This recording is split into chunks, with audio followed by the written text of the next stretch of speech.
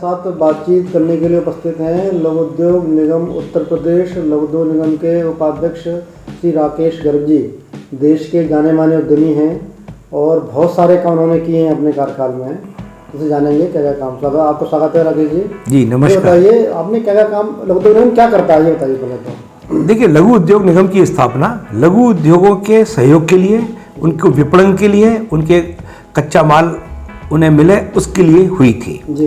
पहले चूंकि कच्चा माल काफ़ी प्रतिबंधित था और उसमें काफ़ी रेस्ट्रिक्शंस लगे हुए थे, उसमें इस कारण से दिक्कत होती थी। हमारा लघु उद्योग निगम में काफ़ी उसमें हेल्प करी। अच्छा। और आज भी अभी नीति में कोयला नीति काफ़ी समय से समाप्त हो गई थी, मैंने उस कोयला नीति में भी परिवर्तन करा के अब कोयला भी पहले लघु उद्यमी है और उनको लगभग 500 रुपये टन से 1000 रुपये टन सस्ता मिलेगा। अच्छा। दूसरा, अभी हम लघु उद्योग निगम जो है बीच में कुछ रुक गया था, जब से ये दायित्व मुझे दिया गया उसके पश्चात ये मैंने अनुभव किया था, क्योंकि मैं लघु उद्योग भारती का प्रदेश अध्यक्ष भी रहा था, पूरे प्रदेश का मैंने दौरे भी किए थे। तो उसमें यह पाया था कि आज वर्तमान की सबसे बड़ी आवश्यकता, अगर कोई व्यक्ति लघु उद्योग लगाना चाहता है तो उसको अप्रूव्ड और डेवलप्ड इंडस्ट्रियल प्लॉट्स नहीं मिलते सिवाय नोएडा के, और जो अगर है भी तो यूपी सीडा वगैरह में बहुत थोड़े थोड़े बचे हैं जिनका मूल्य बहुत ज़्यादा है।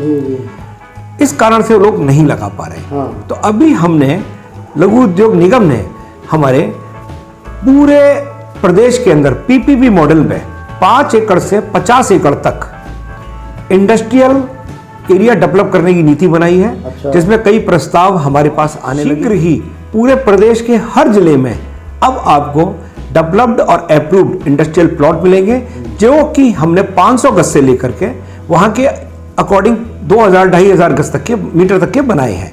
अगर कोई से छोटा भी चाहेगा तो हम वहां की स्थानीय आवश्यकता के अनुसार उसकी डिजाइनिंग करेंगे और उनकी आवश्यकता को पूर्ति करेंगे। पीपीपी में क्या करेंगे, मतलब किस तरह से बनाएंगे? पीपीपी मॉडल में इस तरह से होगा कि जैसे भूमि किसी की है, हाँ। उसको विकसित करना, हाँ। और वहां के स्थानीय लोगों की आवश्यकता के अनुसार उसमें प्लॉट के साइज काटना, हाँ। एवं वहां का पूरा प्रदूषण का जो सिस्टम है उसका लगाना, जिससे कि कोई प्रदूषण अगर होता भी है जल का तो उसको इकट्ठा करके जैसे उसके लिए एक संयंत्र लगाए जाते हैं वह करना, पूरा विद्युत का वहाँ पे सप्लाई का पूरा सिस्टम बनाना, रोड्स आदि इत्यादि, पानी की व्यवस्था करना, जिससे कि वो एक उद्योग प्रॉपर चल सके। एवं उद्योग क्षेत्र की, इंडस्ट्रियल एरिया की सारी लेनी होती हैं वह निगम अपने माध्यम से लेगा, जिससे कि वहाँ के व्यक्ति को जो भी उद्योग लगाए उसको इन विभागों के चक्कर न लगाने पड़े, और एक अप्रूव्ड और डेवलप्ड, जिससे कि उसको लोन लेने में, पॉल्यूशन की एनओसी लेने में, जीएसटी नंबर आदि इत्यादि लेने में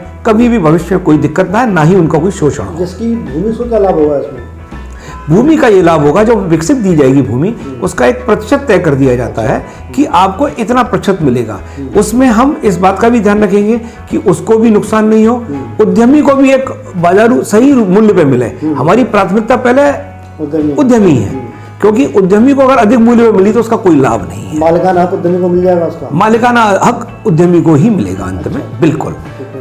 तो सब हर जिले में बनाएंगे क्या इस तरह में? हाँ, हमारा प्रस्ताव हर जिले का है और हमने ये अनुभव भी किया है। अब लोग शहरों से निकल करके, क्योंकि हम जानते हैं जहाँ छोटे शहर हैं या जहाँ नहीं है, लोग अपने घर से भी छोटी छोटी फैक्ट्रियाँ चला रहे हैं। अब वो काम कहाँ ले गए?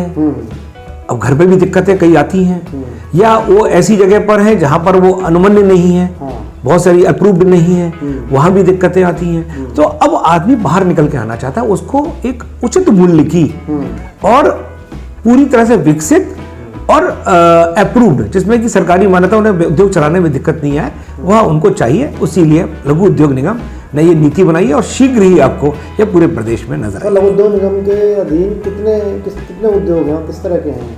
नहीं, लघु उद्योग निगम लघु उद्योगों की सहायता के लिए है।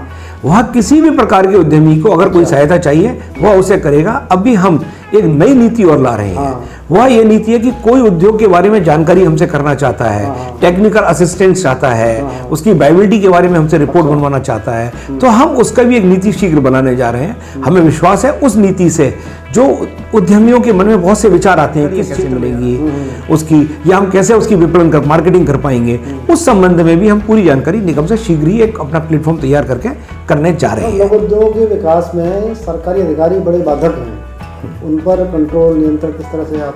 करेंगे क्या? देखिए, वैसे ये विभाग लघु उद्योग मंत्रालय का है, ये लघु उद्योग निगम का नहीं है। लेकिन पहले से ये अनुभव किया जा रहा है कि जब से माननीय योगी जी की सरकार प्रदेश में आई है तो काफ़ी इस पर नियंत्रण हुआ है। अगर फिर भी छोटी मोटी कोई चीज़ें होंगी तो अब ये अगली सरकार है, इसके अंदर हम पूरी दूर करेंगे। साहब, आप आगरा के हैं, इसलिए मैं एक सवाल आगरा की ओर से, आगरा में किस तरह के उद्योगों को बढ़ावा दे रहे हैं लघु उद्योगों में?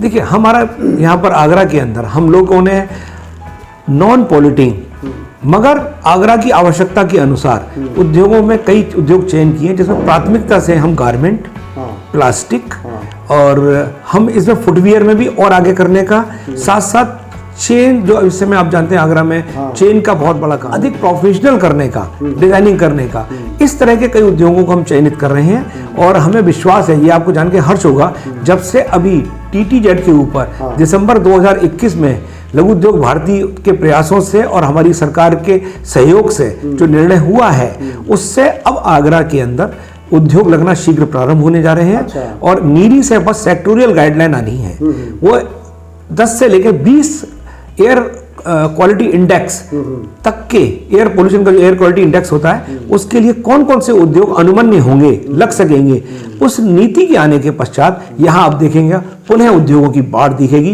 मेरा मन पूरा विश्वास के साथ ये कह रहा है कि यहाँ 1 वर्ष के अंदर कम से कम TTZ क्षेत्र में 1000 नए उद्योग प्रारंभ होने जा रहे हैं। रोजगार की कितनी संभावना है? निश्चित तौर पर एक उद्योग कोई भी आता है तो भानु जी, वो अपने साथ रोजगार तो पहले नंबर पे लाता है। और रोजगार बनाने से, चलने से पहले कंस्ट्रक्शन में, और चलाने के बाद उसको उद्योग लगते हैं। मैं एक औसतन ये मानता हूं कि अगर किसी में भी डायरेक्ट और इनडायरेक्ट 50 लोग न्यूनतम भी मैं अगर जोड़ूं तो 50,000 नए लोगों को एक रोजगार मिलेगा, जो कि एक बहुत बड़ी संख्या होगी। 2-2.5 लाख लोगों का एक परिवार से 5 लोग जुड़ते हैं और इससे ज्यादा होगा। फिर सबसे बड़ी बात है, ये स्टार्टिंग है, ये बहुत समय से रुका हुआ जो कार्य था, क्योंकि यहाँ से लोग पलायन कर रहे थे या कुछ कारण से जा नहीं सकते थे, मन मारे बैठे थे उद्योग कैसे लगाएं। अब वो खुल करके कर सकेंगे। हमारी युवा पीढ़ी जो बाहर यहाँ से जा रही थी वो सब रुकेगी और आप देखिएगा बहुत बड़ा विकास आगरा का होने जा रहा है। नए उद्योग के लिए जो उद्योग पहले से लगे हुए हैं वो चले, उसके लिए कोई नीति बनाई है? नहीं, जो उद्योग पहले से लगे हैं वो तो चल रहे हैं, उनको तकलीफ ना हो, उनको दिक्कत ना हो, उसके लिए भी लघु उद्योग निगम एक नया कर रहा है, जो चलते उद्योगों में जहाँ कॉम्पिटिशन ज्यादा हो गया है, या वो एक नई चीज जो हम अपने ला रहे हैं कि इंपोर्ट सब्स्टिट्यूट, इस पर भी एक बहुत सी बहस हम लोग शुरू करेंगे। वैसे ही हमारा लघु उद्योग भारतीय से संबंधित विषय हमने लिया है, क्योंकि हम जानते हैं देश के अंदर खुशहाली कृषि से हो सकती है, लेकिन जो समृद्धि है वो उद्योगों से ही आएगी। हाँ, तो उद्योगों से हमें समृद्ध बनाना है, हमें तो अपने भारत को पुनः प्रथम स्थान पर स्थापित करना है। तो इसके लिए उद्योग द्वारा ही हम लोग रास्ता अपना प्रशस्त करेंगे। और निश्चित तौर पर हम जो आज से सब जानते हैं, 1ली सदी से लेकर 8वीं सदी तक भारत का स्थान पूरे विश्व में GDP की दृष्टि से प्रथम पे था, और हम फिर उसको प्रथम पे लाएंगे। अब देखिए, 3 चीजें आवश्यकता होती है।